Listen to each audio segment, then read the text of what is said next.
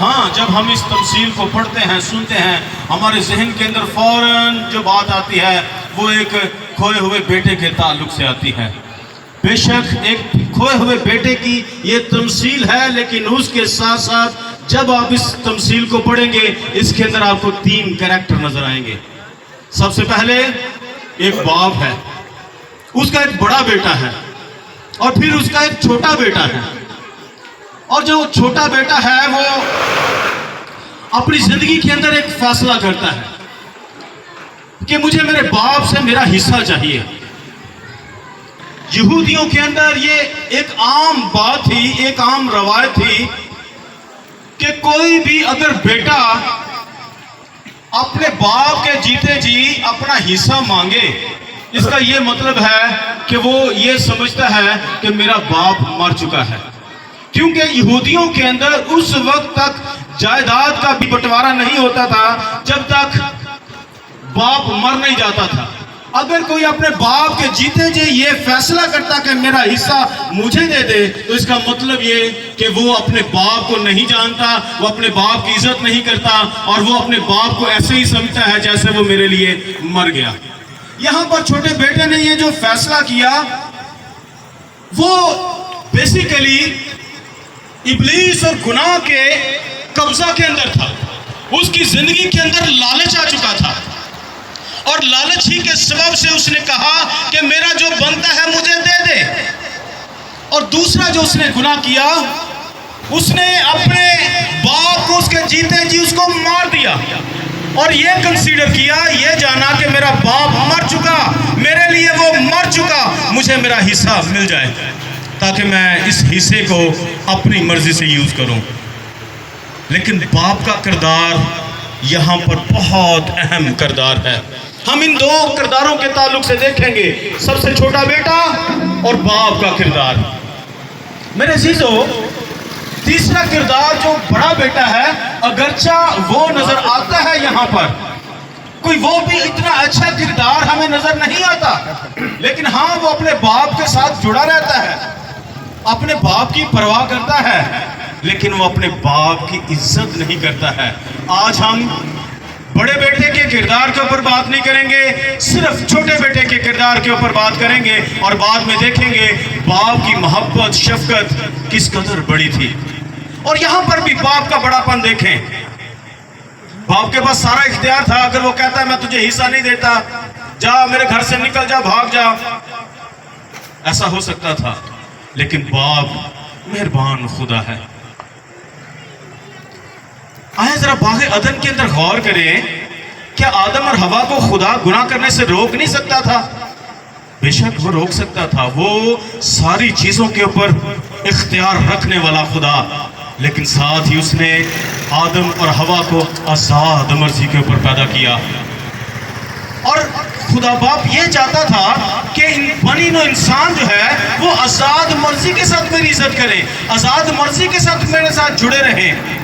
لیکن یہاں اس تمثیل کے اندر ہمیں نظر آتا ہے کہ بیٹا اپنے باپ سے اپنے حصے کا تقاضا کرتا ہے، اور اس کا باپ اس کو اس کا حصہ دے دیتا ہے، اور اس کا بیٹا اپنا حصہ لے کر وہاں سے نکل پڑتا ہے اور دور دراز کے ملک کے اندر چلا جاتا ہے۔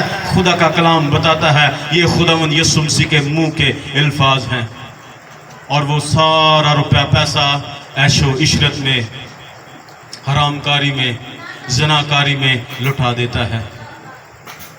آئیے ذرا غور کیجئے، کیا ہم بھی خدا کے حضور میں ایسے باغی رویے کے ساتھ موجود تو نہیں ہیں؟ کہیں ہم بھی خدا سے صرف برکت لینے کے لیے موجود تو نہیں ہیں کہ خدا ہمیں برکت دے اور اس کے بعد میرا رستہ وہ، خدا کا رستہ وہ؟ کئی بار کئی ایک میرے بہن بھائیوں کی زندگی کے اندر یہ رویے ہوتے ہیں، اور ہم صرف اپنے مطلب کے لیے خدا کے ساتھ جڑے رہتے ہیں، جب تک وہ ہمیں برکت نہیں دے دیتا، جب تک ہمیں مالی برکت، ہمیں دنیوی اور روحانی برکت نہیں مل جاتی۔ جیسے ہی ہم برکت کے وارث ہو جاتے ہیں، ہم خدا باپ کو بھول جاتے ہیں، اور پھر اپنی ڈگر پر چل نکلتے ہیں، اور پھر ان راہوں پر نکل جاتے ہیں جس کے لیے کلام بتاتا ہے ان کی انتہا کے اندر موت کی راہیں ہیں۔ غور کیجئے ذرا، ایک لمحہ کے لیے زندگی کے اندر پوز لیجئے. ہاں آپ بہت مصروف لوگ ہیں، سارا دن کام کاج، شام میں آ کر تھوڑا موبائل یوز کرنا ہے، پھر اپنے بہن بھائیوں کے ساتھ شاید وقت سپینڈ کرنا ہے، اور پھر اپنے بستر پر سو جانا ہے.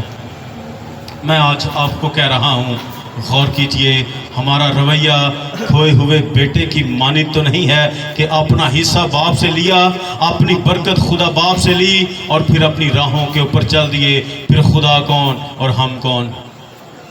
یہاں پر اس کا رویہ انتہائی غلط، خدا کے ساتھ مطلب کے ساتھ جڑا ہوا تھا.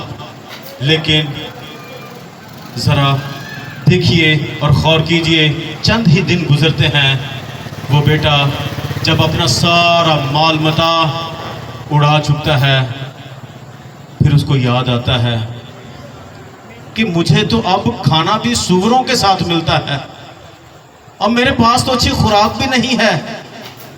جو سور کھانا کھاتے ہیں، جو سور پھلیاں کھاتے ہیں، سوروں کے مالک تو وہ بھی مجھے کھانے نہیں دیتے ہیں. میری آزادی جو ہے وہ بھی ختم ہو چکی ہے، جو میرے پاس روپیہ پیسہ تھا، دولت تھی، وہ بھی اڑ چکی ہے.